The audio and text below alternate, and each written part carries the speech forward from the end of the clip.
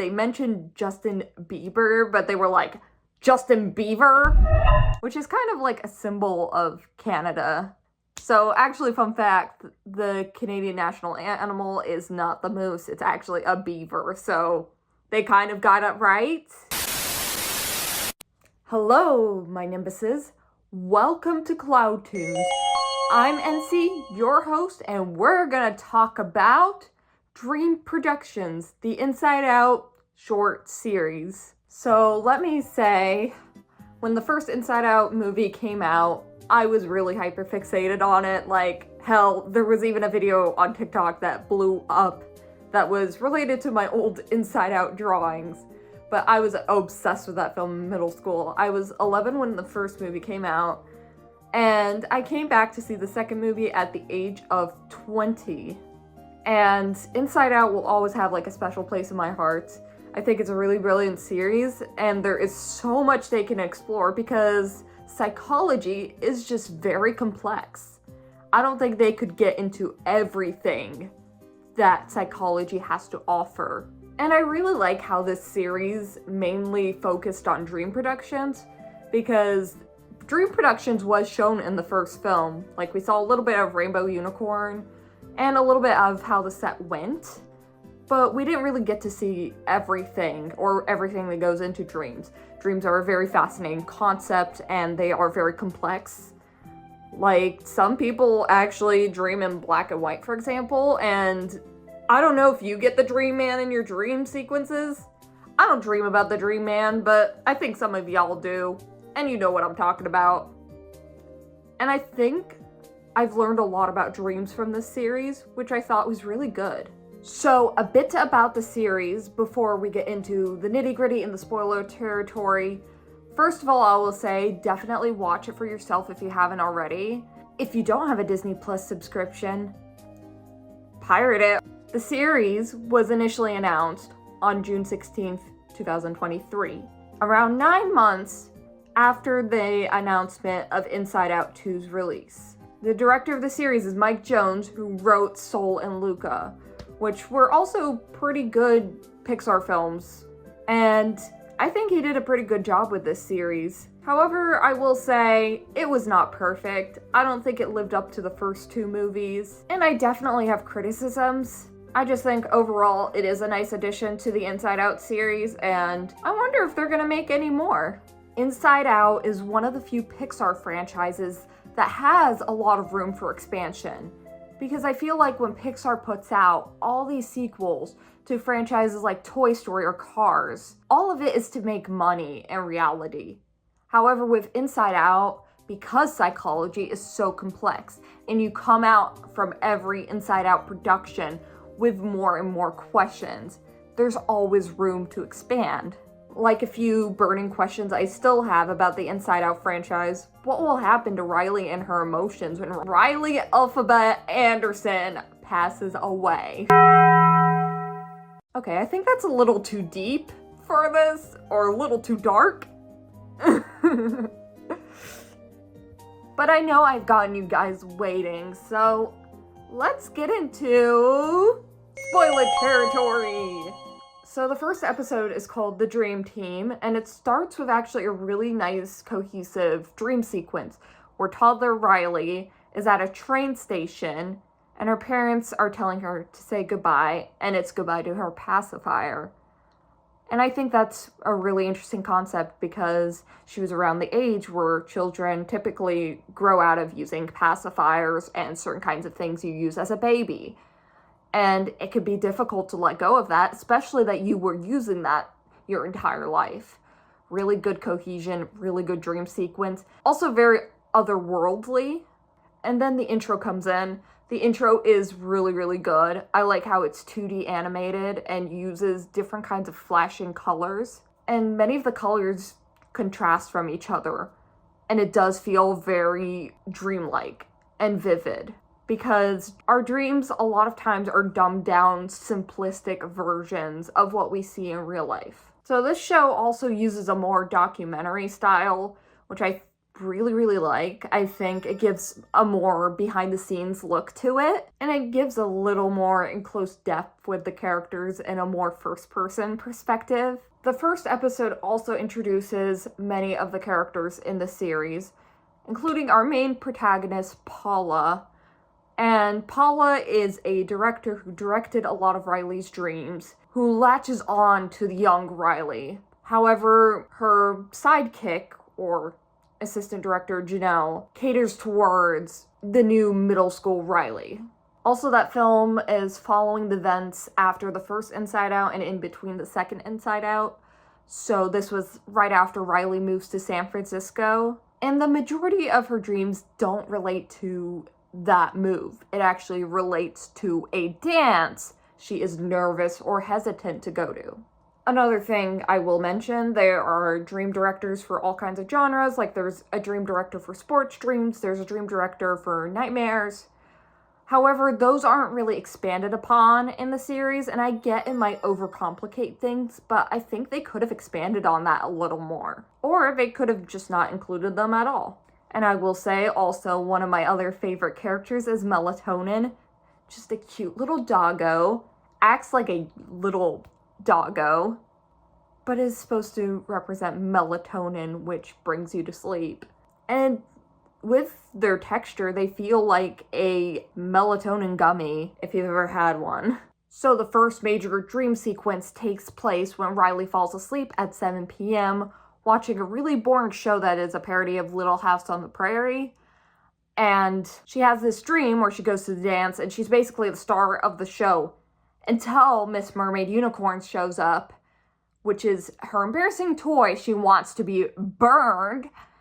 And then Mermaid Unicorn becomes really demented, and the episode just closes. So the second episode is called Out of Body. It's basically Paula takes over the camera making commentary about her dream failure. When she ends up getting a smaller studio and meets her new assistant, Zenny. So Zenny is in charge of daydreams and he is big into improv. Paula is not a fan of that. Eventually, Zenny wins Paula over. A major plot point in this episode is that Riley's mom makes her wear a vintage dress that Riley just absolutely hates, and it is embarrassing to wear. Probably because it does kind of make her look like a clown and she's wearing poofy sleeves, but she did not want to insult her mom because that was her mom's dress when she grew up. So Riley is still a little hesitant to go to this dance, and the higher-ups ordered for Paula to make a more aged up and mature dream. Her initial plans were to make a dream with Rainbow Unicorn and a bunch of cupcakes. However, to make it more aged up, she went the JoJo Siwa route. Hey, Unicorn is no more boomerang. She is now into karma. Yep, an 80s goth-based dream. All the color is washed away, and everything is dark and depressing. Because apparently Paula thinks like JoJo Siwa. The dream is obviously a failure, so Paula looks at some old VHS tapes, which I find really cool. I feel like it has like a soft, nostalgic feeling to it, and it's basically her memories with Janelle. She clashed with Janelle because Janelle got promoted up to director. Janelle's dream was always to be a director, and she finally got that promotion. And Janelle's dream was like more contemporary artistic, where Riley wears the embarrassing dress that her mom gave her, and she reaches out and sees a version of herself in a dress that she absolutely loves, touches it, and transforms into a really, really nice dress. And the dream was really well received amongst the studio, and it was well received to the point that even Paula liked it. After Janelle's dream, everybody is raving about Janelle. She is avant-garde and amazing. But there's a newspaper saying Paula flops.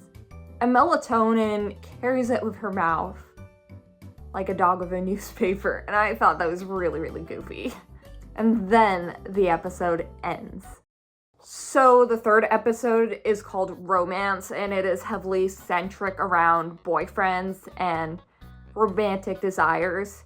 So the episode begins at a place called the Maturity Cafe, and the barista is in fact an ideal older version of Riley that is drawn on paper, which I find really cool. I think it gives some visual diversity. And the one character that first appears in this club is the imaginary boyfriend who, in the first movie, who was like, I would die for Riley. Riley has a desire to ask a boy to the dance, but she is faced with that difficult question. She does not want to deal with rejection, and she believes if she doesn't ask someone out, she won't go to the dance. And let me just say, I have never been to a dance with a date. My first dance was the day before I turned 13, and I didn't go with a date at all. So Riley ends up having a dream where a boy asks her out. And as a result of the dream, there is a whole rumor throughout her mind that she asked someone out. And we don't get any more information on that. Maybe it was a fluke. We don't really know. I feel like they should have given more context on it. The next dream stars the boyfriend from the first movie. He is referred to as the Canadian boyfriend. Joy and Sadness, who do briefly appear in the series, watch it with popcorn and pajamas. They're like, ooh, this is gonna be spicy. And it basically starts off where Riley and the Canadian imaginary boyfriend rides on a moose, which is kind of like a symbol of Canada. And then Paula and the crew creates way more imaginary boyfriends. And they're all asking Riley out. And actually one of the funniest references, even though it was outdated, they mentioned Justin Bieber, but they were like, Justin Beaver? So actually, fun fact, the Canadian national animal is not the moose, it's actually a beaver. So they kind of got it right. Justin Bieber, who is also Canadian. So the dream was initially a success. Riley was getting asked out by a bunch of boys.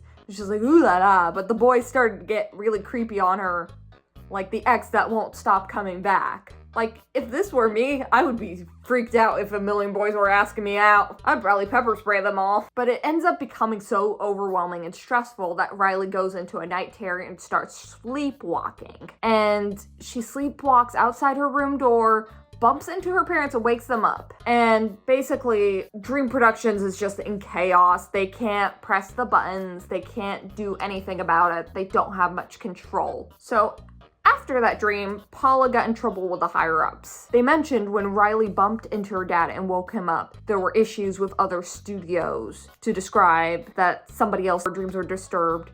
One thing that kind of confused me, they mentioned they knew what Riley's dad was dreaming about, which was a flying dream. I don't know how. Does telekinesis work in this universe? Like, I think they need to elaborate on that more, or they could have just left that out. They were like, we disturbed his sleep.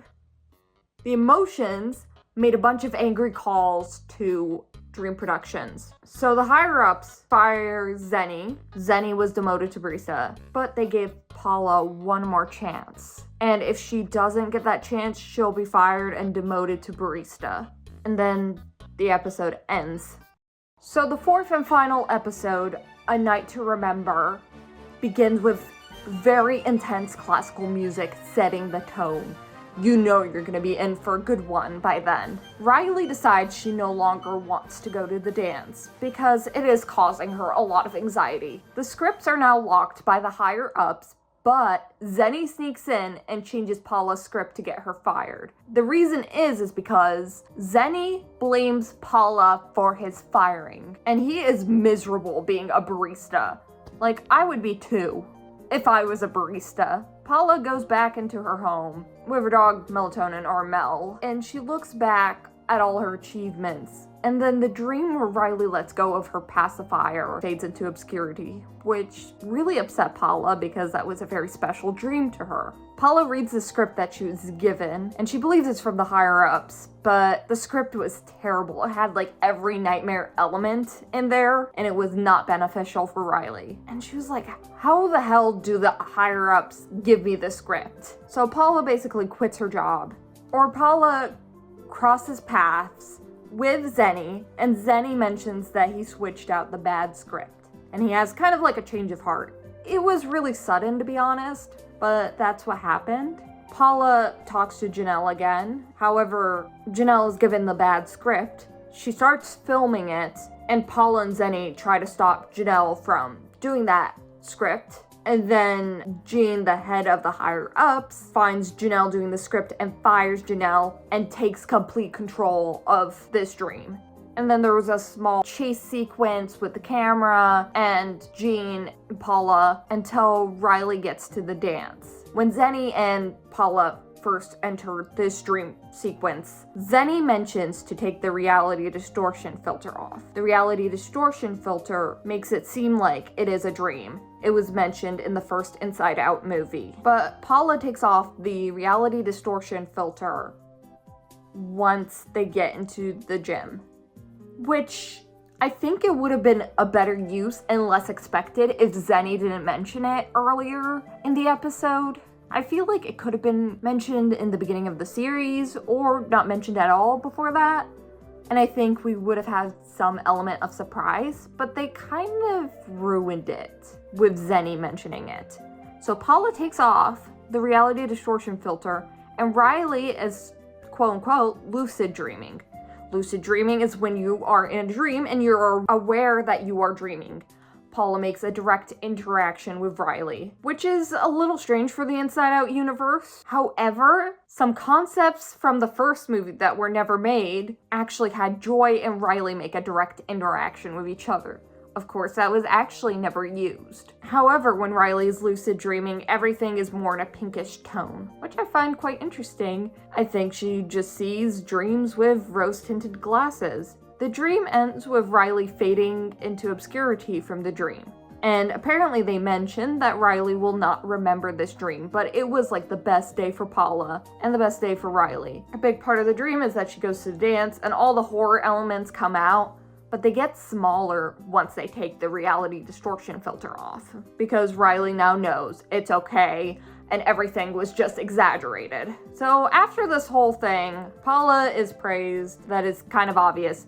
Zenny is praised, Janelle is praised, Jean, the CEO higher up, is demoted to barista, and Paula is now CEO, and then the series ends.